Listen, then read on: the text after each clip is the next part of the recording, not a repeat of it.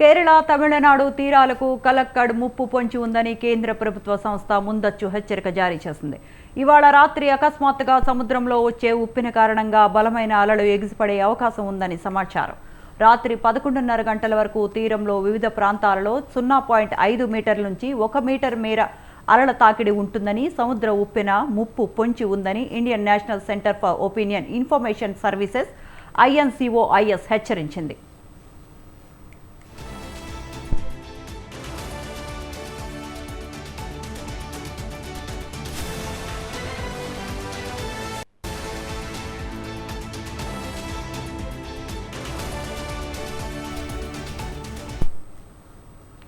INCOIS హెచ్చరించినట్లుగానే తీరంలో ఇప్పుడిప్పుడే ఉవ్వెత్తున అలలు ఎగిసిపడుతున్నాయి.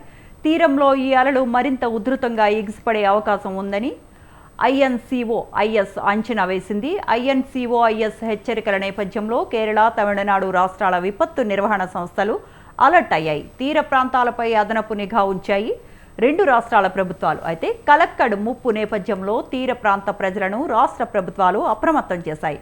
అలలు ఉగ్రరూపం దాల్చే అవకాశం ఉందని, సురక్షిత ప్రాంతాలకు వెళ్లాలని సూచించాయి. అలాగే పర్యాటకులు ఎవరూ బీచ్కు రావద్దని అధికారులు విజ్ఞప్తి చేశారు. అలాగే మత్స్యకారులు వేటకు వెళ్లొద్దని సూచించారు అధికారులు.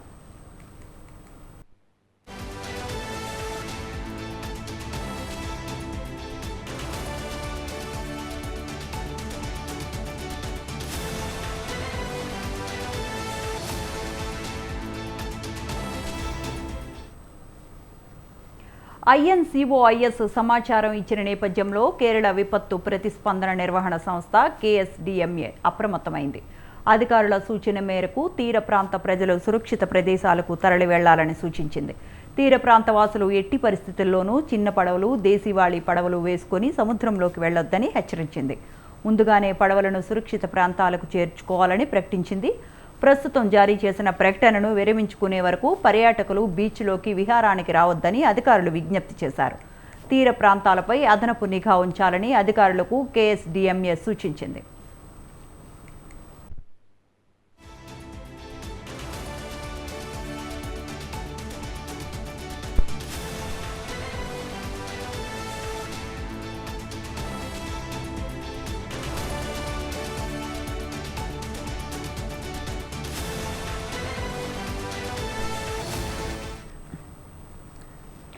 కలక్కడ్ అనేది సముద్రంలో అకస్మాత్తుగా సంభవించే మార్పు. అంటే సముద్రం ఓ దొంగలా దూసుకొస్తుందని అర్థం.